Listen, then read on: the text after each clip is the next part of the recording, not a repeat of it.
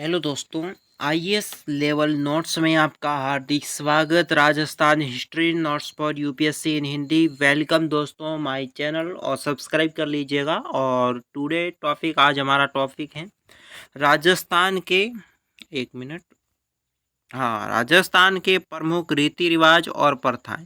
राजस्थान में कौन सी रीति रिवाजें चलती हैं और कौन सी प्रथाएं चलती हैं, इनके संबंधित आने वाले कंपटीशन एग्जाम में जितने भी सवाल होते हैं उन सभी पर चर्चा आज इस वीडियो में करेंगे। तो इनको विस्तार से जानेंगे, कौन सी प्रथा और इस प्रथा को किस प्रकार राजस्थान में अपनी प्रथाओं को शुरू किया जाता है, किस प्रकार चलती है ये प्रथाएं। साथ ही दोस्तों, यूपीएससी लेवल का ये वीडियो मैंने बनाया है, तो बनाने का उद्देश्य ये है कि कोई भी टॉपिक या कोई भी आपका जो तथ्य है वो पीछे न छूट सके, ताकि आने वाले कंपटीशन एग्जाम को आप आसानी से क्रैक कर सकें। तो चलिए शुरू करता हूँ। राजस्थान के रीति रिवाजें एवं प्रथा। प्रथा में सबसे पहली प्रथा हमने ली है, कौन सी है? सोलह संस्कार। सोलह संस्कार क्या है, ये कई बार पूछा जाता है। मनुष्य शरीर को स्वस्थ, दीर्घायु, मन के शुद्ध करने के लिए हिंदू धर्म में गर्भदान से लेकर अंतिम संस्कार तक 16 प्रकार के संस्कार माने जाते हैं, जो निम्न प्रकार के होते हैं। 16 संस्कार क्या हैं दोस्तों?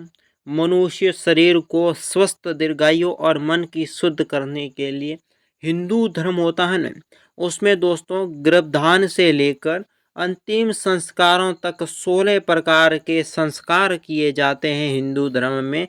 तो वे दोस्तों, सबसे पहला संस्कार है गर्भाधान।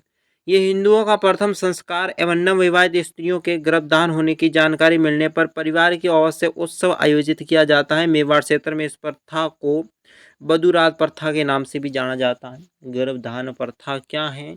ये प्रथा हिंदुओं का प्रथम संस्कार है। क्या है? हिंदुओं का प्रथम संस्कार। नवविवाहित स्त्रियों के गर्भावित होने की जानकारी जब परिवार वालों को मिलती है, तो परिवार को उत्साह में एक पार्टी का आयोजन किया जाता है। मेवाड़ क्षेत्र में इसको कहते हैं बधुरात प्रथा। क्या कहते हैं? बधुरात प्रथा। ठीक है। अब बात करते हैं पुष्वस। पुष्वन क्या होती हैं? पुष्वन दोस्तों प्रथा है ये, गर्भधारण के बाद गर्भ की स्थिति में शिशु को पुत्र के रूप में देने हेतु तीसरे और चौथे माह को देवता की स्मृति पर पुत्र प्राप्ति एवं गर्भ की सुरक्षा की याचना कराना पुष्वन कहलाता है। इस दिन गर्भवती स्त्रियां उपवास करता होती है। यानी कि दोस्तों, पुष्वन एक प्रथा है जिसमें गर्भ होता है औरतों के। गर्भधारण करने के बाद गर्भ में अगर पुत्र पले, पुत्री न हो, पुत्र पले, इसलिए तीसरे और चौथे माह को देवता का उपासना रखी जाती है, देवता का व्रत रखा जाता है, वो है पुष्वन।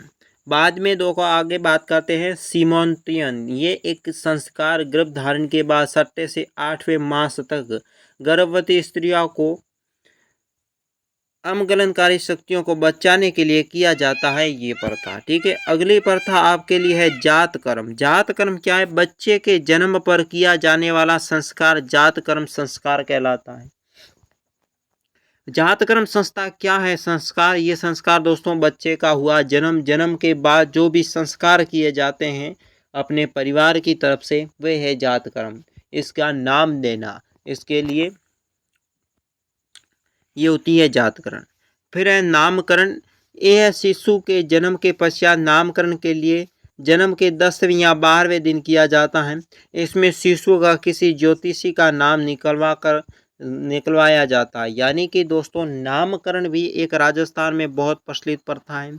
इसमें शिशु का हुआ जन्म, जन्म के पश्चात दोस्तों उसका नामकरण कब होगा? जन्म के 10वें या 12वें दिन। इसे शिशु का नामकरण कौन करता है? ब्राह्मण या ज्योतिषी करता है। ठीक है।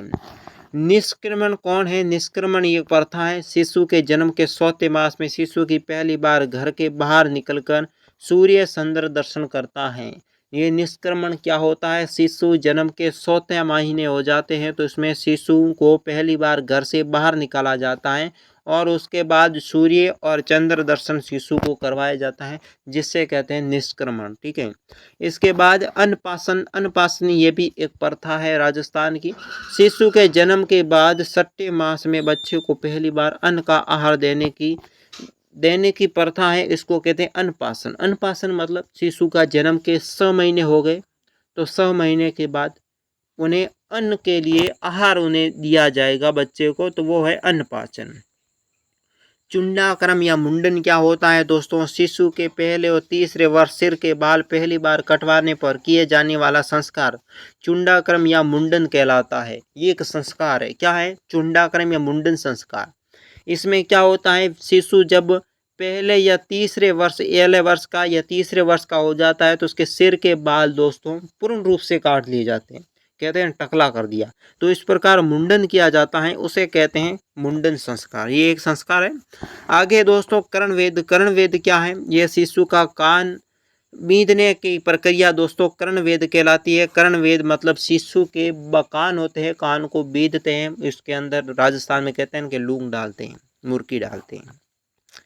विदारंभ क्या है? बच्चों के अक्षर ज्ञान हेतु 5वें वर्ष विद्यालय भेजने की क्रिया, गुरु के पास बैठकर अक्षर ज्ञान कराने किया जाने वाला संस्कार विदारंभ कहलाता है। विदारंभ क्या है? बच्चे को अक्षर ज्ञान के लिए 5 वर्ष का जब बच्चा हो जाता है उसे विद्या के लिए गुरु के पास भेजा है, और भेजने के बाद गुरु के पास बैठकर अक्षरों का ज्ञान प्राप्त करता है, जिसे कहते हैं विदारंभ। कहते हैं ना स्कूल जाना है। उपनयन। उपनयन ये संस्कार को यज्ञोपवीत अथवा जैनु संस्कार कहते हैं। इसमें बालक गुरु के पास जाता है, गुरु उसका उपनयन संस्कार करता है। प्राचीन काल में शूद्रों को छोड़कर शेष 3 वर्णों में ब्राह्मण, क्षत्रिय और वैश्यों को जो उपनयन का अधिकार था। शादी के पहले यज्ञोपवीत 3 धागों की होती है, जिसमें शादी के बाद 6 धागों को जैनुओं पहनती हैं।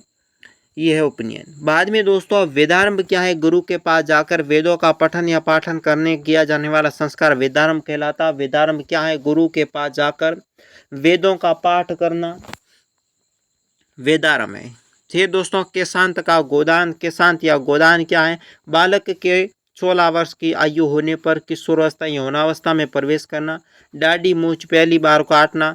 दाढ़ी मूछ पहली बार काटना केशांत या गोदान कहलाता है।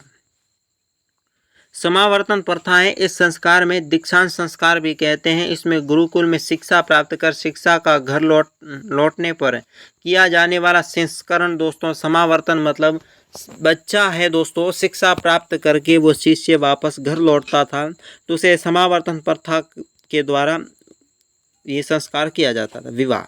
विवाह दोस्तों ब्रह्मचारी व्यक्ति ने गृहस्थाश्रम यानी गृहस्थाश्रम में प्रवेश करने का संस्कार क्या कहलाता है? विवाह कहलाता है।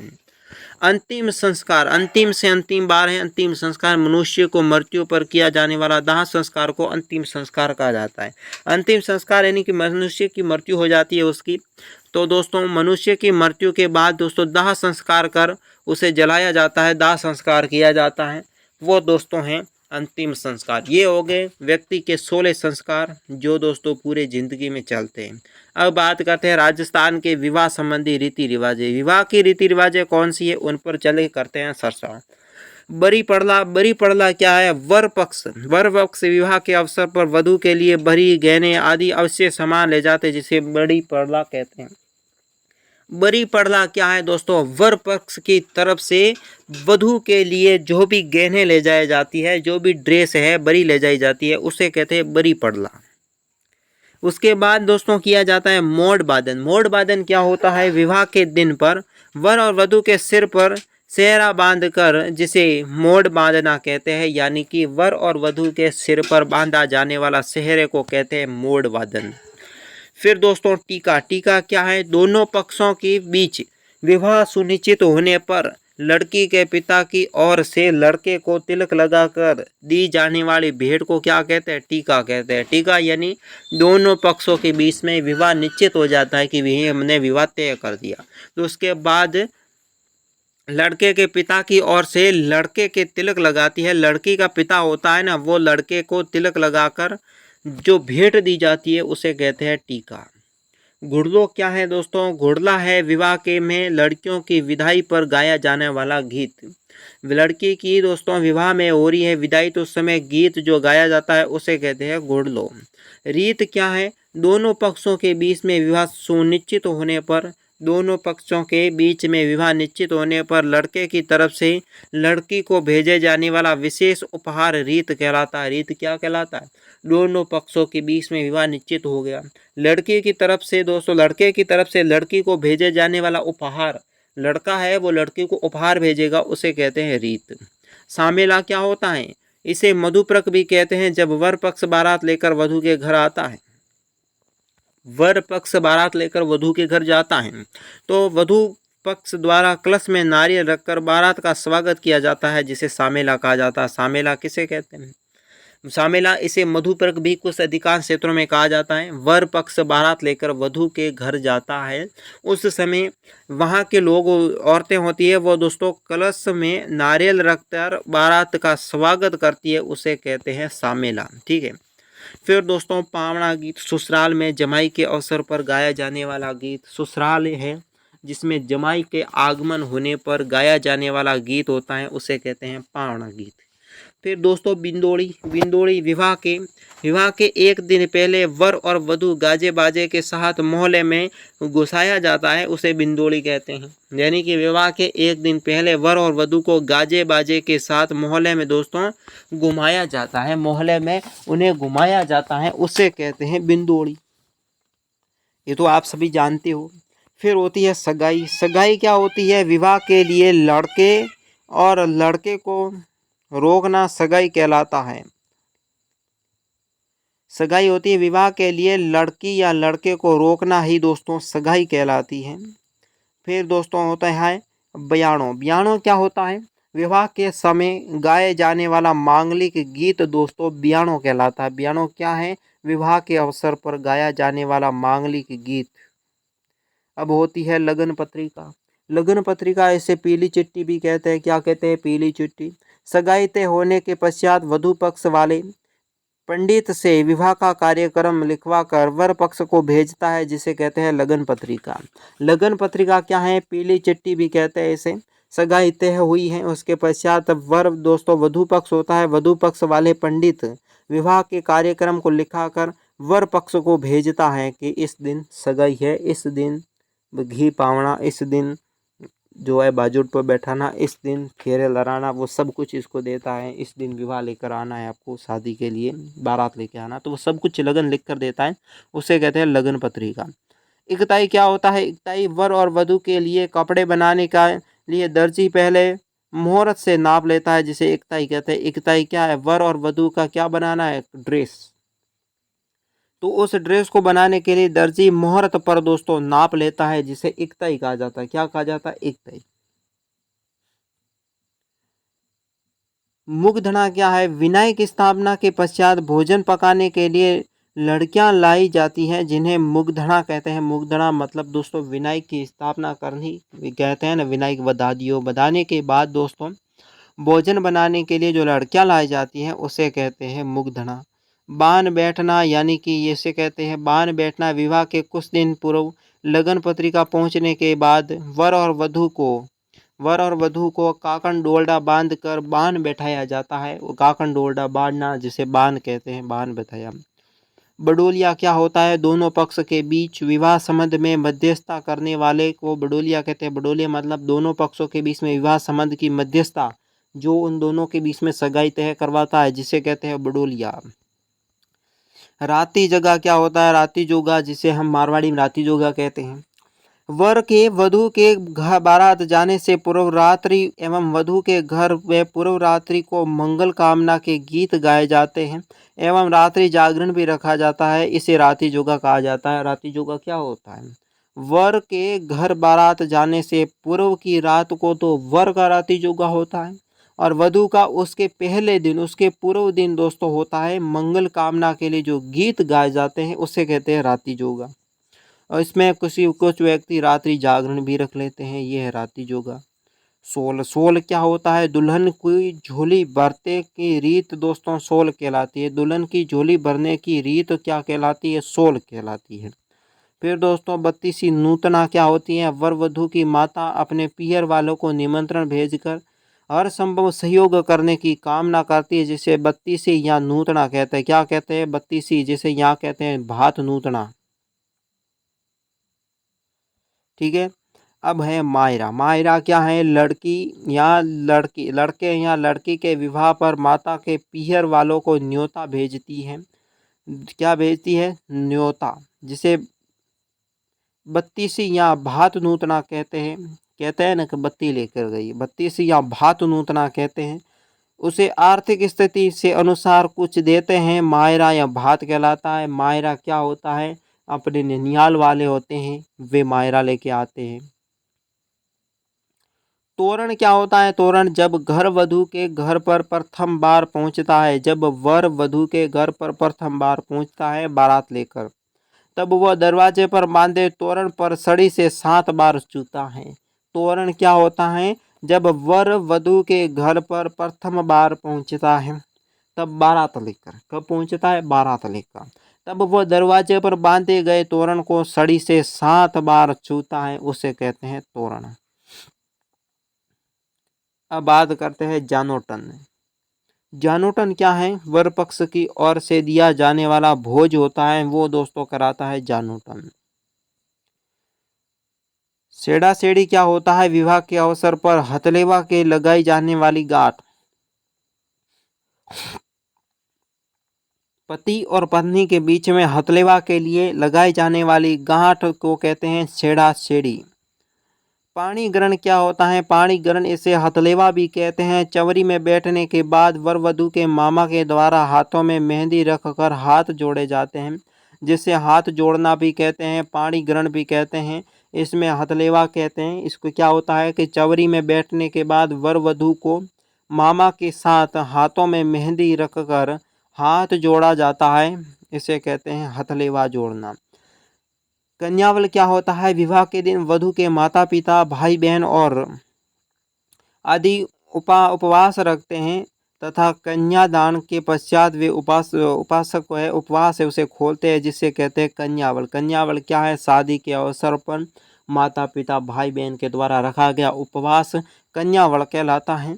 बात करते हैं सावो। हावो क्या हुआ? विवाह का शुभ मुहूर्त, विवाह का शुभ मुहूर्त निकाला जाता है, जिसे सावो कहा जाता है।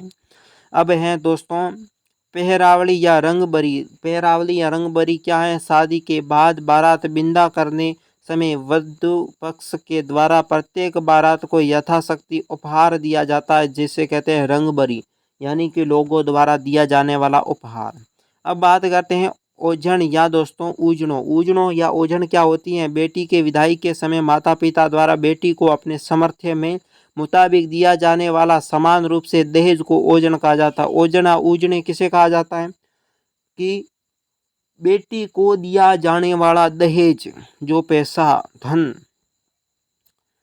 हीरावणी क्या होती है? विवाह के दौरान नववधू को दिया जाने वाला कलेवा, नववधू को दिया जाने वाला कलेवा होता है, उसे कहते हैं हीरावणी। बरोटी क्या होती है? विवाह के पश्चात दुल्हन के स्वागत में बनाए जाने वाला भोज बरोटी कहलाती है। ओलंदी क्या होती है? वधू के साथ पियर के निकट संबंधी लड़की या स्त्री जाती है, जिसे कहते हैं ओलंदी। हाथ बोलनो किसे कहते हैं? नव आगंतुक वधू का प्रथम परिचय दोस्तों क्या कहलाता है? हथ बोलना। रिहान। रिहान क्या कहलाती है? पश्चिम में विवाह के बाद में की जाने वाली मान मुहार पश्चिमी राजस्थान में अधिक है। विवाह के बाद किया जाने वाला मनवार को क्या कहा जाता है? रिहान कहा जाता है। फिर दोस्तों मुकलावा या गोना क्या होता है? विवाह के आवश्यक कन्या को वयस्क होने पर ससुराल भेजा जाता है, जिसे मुकलावा या गोना कहा जाता है। क्या कहा जाता है? मुकलावा या गोना। बड़ार क्या होती है? बड़ार विवाह के होने के अगले दिन पर वर पक्ष द्वारा नव दंपति के लिए आशीर्वाद समारोह तथा प्रतिभोज रखा जाता है, जिसे बड़ार का भोज कहा जाता है। आशीर्वाद और नव दंपति के लिए जो भी दोस्तों प्रतिभोज रखा जाता है, जिसे कहते हैं बड़ार। फेरे क्या होता है? वर एवं वधू के अग्नि के समक्ष जीवन भर एक दूसरे का साथ निभाने के वादे के साथ फेरे लेते हैं, वे होते हैं दोस्तों फेरे। अब देखो राजस्थान के शौक गर्मी की रस्में। शौक की रस्में कौन कौन सी है? मृत्यु के बाद यहाँ ऐसे शौक होते हैं कहीं पर भी। तो पहला होता है भद्दर। भद्दर दाह संस्कार के वक्त मरे हुए व्यक्ति के पुत्रों के साथ बाल देने की क्रिया दोस्तों दाह संस्कार के वक्त मरा हुआ व्यक्ति है उसके पुत्र होते हैं, वे उसे दोस्तों अग्नि देते हैं, जिसे कहा जाता है भद्दर। बेकुटी क्या होती है? मृत्यु के पश्चात मृतक को शमशान घाट ले जाने के लिए लकड़ी का सैया को बेटुकी कहा जाता है। वो कहा जाता है ना कि मृत्यु हो जाती है किसी व्यक्ति की, उसको शमशान तक ले जाने के लिए जो दोस्तों उसको उठाने के लिए जो बनाया जाता है लकड़ी का सैया, उससे को कहते हैं बेटुकी। बखेर या उसाल किसे कहते हैं? मृतक की बेकुटी के पीछे पैसे एवं कोड़ियाँ उसाली जाती है, जिसे बखेरे कहते हैं। आगेटा क्या है? घर और शमशान घाट की यात्रा के बीच में चौराहे पर बेकुटी की दिशा परिवर्तन करना आगेटा कहलाता है। दंडोत क्या है? मृतक की बेटुकी के आगे उसके रिश्तेदार द्वारा किया जाने वाला प्रमाण क्या कहलाता है? दंडोत कहलाता है। लापा क्या है? लापा मृतक को आग देने की प्रक्रिया लापा कहलाती है। अंत्येष्टि मृतक के शव पर अंतिम संस्कार करने की जो रस्म होती है दोस्तों, वो होती है अंत्येष्टि।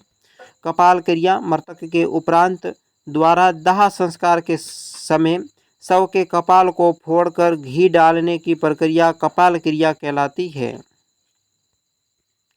पानीवाड़ा क्या होता है? किसी व्यक्ति की मृत्यु के समय जब लोग एकत्रित होकर स्नान करके शोक युक्त को सावंत देते हैं, उस समय किया जाने वाला स्नान को कहते हैं पानीवाड़ा। बाद में दोस्तों सातरवाड़ा क्या है? मृतक के घर पर मृत्यु के 12 दिन शोक कुल के लोगों द्वारा आना जाना एवं सांत्वना देना, ये कहलाता है सातरवाड़ा। फिर दोस्तों फूल चुनना क्या होता है? मृतक के अंतिम संस्कार के बाद तीसरे दिन मृतक की हड्डियां कलश को एकत्रित करके रस्म फूल चुनना कहलाता है। इस हड्डियों को हरिद्वार या पुष्कर में वर्जित कर दिया जाता है, कहते हैं कि हरिद्वार गए हैं। तिया क्या होता है? तिया मृतक के मृत्यु के तीसरे दिन रिश्तेदारों मित्रों द्वारा शोकयुक्त परिवार को सांत्वना देने के लिए बैठकर आयोजित किया जाता है और शमशान को पानी डालकर ठंडा भी किया जाता है, उसे कहते हैं तिया। मौसर क्या होता है? मृत्यु के 12वें दिन किया जाने वाला भोज मृत्यु भोज मौसर या नुक्ता भी कहलाता है तथा सगे संबंधियों द्वारा दिया जाने वाला उपहार लेना कहलाता है। आदिवासियों के मृत्यु भोज को कांगिया कहते हैं। आदिवासियों के मृत्यु भोज को क्या कहते हैं? कांगिया। जोसर क्या है? जीवित व्यक्तियों द्वारा स्वयं की मृत्यु से पहले किया जाने वाला भोज जोसर कहलाता है। पगड़ी या पाग बांधता 12वें दिन मृतक परिवार होता है। मृतक व्यक्ति के सबसे बड़े पुत्र को पगड़ी बांधकर उत्तराधिकारी घोषित करने की रस्म पगड़ी या पाग बांधना। दोवनिया होती है 12वें दिन दोस्तों। असोस निवारण पानी में भरे जाने वाले घटक होते हैं, उसको कहते हैं असोस निवारण थाई। नारायण बलि क्या होती है? मृतक की आत्मा के भटकने को रोकने के लिए किया जाने वाला संस्कार दोस्तों संस्कार होता है, उसे कहते हैं नारायण बलि। पिंडदान क्या होता है? मृतक की आत्मा को भटकने को रोकने के लिए किया जाने वाला पुण्य दान ब्राह्मणों को किया जाता है, उसे कहते हैं पिंडदान। राजस्थान के अन्य रीति रिवाजें और रस्मों पर करते हैं चर्चा। नाता प्रथा, ये प्रथा आदिवासियों में अधिक प्रचलित है। जब पत्नी अपनी पति के जीते जी या मृत्यु होने के पश्चात बिना फेरे के किसी और अन्य पुरुष के साथ रहने लग जाती है तो उसे नाता कहा जाता है, नाता प्रथा। जौहर प्रथा, युद्ध के पश्चात महिला अपने सतीवत की रक्षा के लिए आग में कूदकर अपने प्राण दे देना जौहर कहलाता है। जौहर तो पीछे इतिहास में हर बार पढ़ते ही आ रहे हैं। केसरिया क्या होता है? राजपूत वीर योद्धा जब केसरिया वस्त्र पहनकर युद्ध में शत्रुओं को मारते हुए शहीद हो जाते हैं, जिसको कहते हैं केसरिया। विधवा विवाह क्या होता है दोस्तों? इस विवाह को नतरा भी कहा जाता है। पत्नी की मृत्यु के बाद पत्नी के दूसरे पुरुष की विवाह करना विधवा विवाह कहलाता है। लाल डलहौजी ने 1856 ईस्वी में विधवा पुनर्विवाह अधिनियम लागू भी किया था। सती प्रथा क्या होती है दोस्तों? सती प्रथा पति की मृत्यु के बाद पत्नी का पति की चिता के साथ जल जाना सती प्रथा कहलाती है। राजस्थान में सर्वप्रथम बूंदी रियासत में 1822 ईस्वी में सती प्रथा को गैर कानूनी घोषित किया गया। बाद में राजा राममोहन राय के प्रयासों से लॉर्ड विलियम बेंटिंक ने 1829 ईस्वी में सरकारी अध्यादेश के जरिए सती प्रथा पर रोक 1829 में लगाई थी। अनुमरण क्या होता है? पति की मृत्यु के कहीं अन्य दूरस्थ स्थानों पर हो जाने वाली उसके निशानी के साथ पत्नी की चिंतारोहण करना अनुमरण कहलाती है। फिर दोस्तों डाबरिया प्रथा, प्राचीन समय में लड़कियों की विवाह में दहेज के रूप में अन्य कुंवारियां दी जाती थी। इसको कहते हैं डाबरिया प्रथा। त्याग प्रथा क्या है? ये प्रथा दोस्तों राजकुमारी के विवाह के अवसर पर चारण साहित्यकार और भाटों को दिया जाने वाला उपहार त्याग प्रथा कहलाती है। डाकण प्रथा, ये जब किसी स्त्री को डाकण होने पर आरोप लगाकर प्रताड़ित किया जाता है तो इस प्रथा को डाकन प्रथा कहा जाता है। इस प्रथा में आदिवासी क्षेत्रों में अधिक प्रचलित है। मेवाड़ के महाराणा स्वरूप सिंह के समय 1853 ईस्वी में मेवाड़ भील कोर कमांडेंट जवान सिंह ने खेरवाड़ा उदयपुर में सर्वप्रथम इस प्रथा पर रोक लगा दी थी, डाकन प्रथा पर। समाधि प्रथा क्या है? समाधि प्रथा किसी साधु या महान पुरुषों द्वारा गड्ढा खोदकर जल की मृत्यु में व्रण करना समाधि प्रथा कहलाती है। सबसे पहले जयपुर में पॉलिटिकल एजेंट लूडलो के प्रयास से 1844 में जयपुर राज्य में समाधि प्रथा पर रोक लगा दी थी। 1844 में समाधि प्रथा पर रोक लगा दी। कन्या वध प्रथा, इस प्रथा में मुख्य रूप से राजस्थान में राजपूत समाज में अधिक प्रचलित है। इस प्रथा में लोग कन्या को जन्म लेते ही मार देते हैं। हाड़ौती में पॉलिटिकल एजेंट कौन था? विल्कीसन के प्रयत्नों से लॉर्ड विलियम बेंटिंग के समय राजस्थान में सर्वप्रथम कोटा ने 1833 और बूंदी ने 1834 ईस्वी में इसे गैर कानूनी घोषित कर दिया, कन्यावध को। बाल विवाह प्रथा क्या कहलाती है? बाल बालिकाओं को छोटी उम्र में शादी करना बाल विवाह कहलाता है। राजस्थान में सर्वप्रथम 1885 ईस्वी में जोधपुर के प्रधानमंत्री सर प्रताप सिंह ने बाल विवाह प्रतिबंध कानून लगाया था और 1929 ईस्वी में हरविलास शारदा ने बाल विवाह निरोधक अधिनियम शारदा एक्ट को प्रस्तावित किया था। अब बात करते हैं बेगार प्रथा। जमींदारों या शासक वर्ग द्वारा आम लोगों को बिना वेतन या काम करवाना बेगार प्रथा कहलाती है। सागड़ी क्या है? इसे बंधुआ मजदूरी प्रथा भी कहते हैं। बंधुआ मजदूरी प्रथा भी धनवान लोगों द्वारा किया जाने वाला व्यक्तियों को स्थायी रूप से नौकर रखना सागड़ी या प्रथा या बंधुआ मजदूरी प्रथा कहलाती है। दास प्रथा, ऐसा व्यक्ति जो ऋण नहीं चुका पाते हैं उन्हें जागीरदारों द्वारा दास बना लिया जाता है। इस प्रथा को कहा जाता है दास प्रथा। सतारा प्रथा क्या होती है? इस प्रथा को जैन धर्म में प्रचलित है। इस प्रथा में लोग अन्न जल सभी त्याग कर समत्य भाव से शरीर का त्याग करते हैं, यानी कि खाना नहीं खाते, पानी नहीं पीते जब तक उनके शरीर में से आत्मा न निकल जाए, उनकी मौत न हो जाए। सतारा प्रथा। तो प्रथा और रीति रिवाज के साथ हमारे वीडियो देखने के लिए आपका बहुत बहुत धन्यवाद। अभी तक आपने मेरे यूट्यूब चैनल को सब्सक्राइब नहीं किया तो कर दीजिए, वीडियो को लाइक करें, दोस्तों के साथ शेयर करें। कमेंट बॉक्स में बताएं कि इस प्रथा में कौन सी प्रथा पीछे रह गई, कौन सी महत्वपूर्ण प्रथा है जो भी पीछे रही है, आप कमेंट बॉक्स में बता सकते हो। अगर नहीं रही है तो आप कमेंट बॉक्स में बताएं आपको ये वीडियो कैसा लगा। और हमारे चैनल के साथ बने रहने के लिए थैंक्स, धन्यवाद। और नेक्स्ट वीडियो हमारे चैनल के साथ जरूर देखें।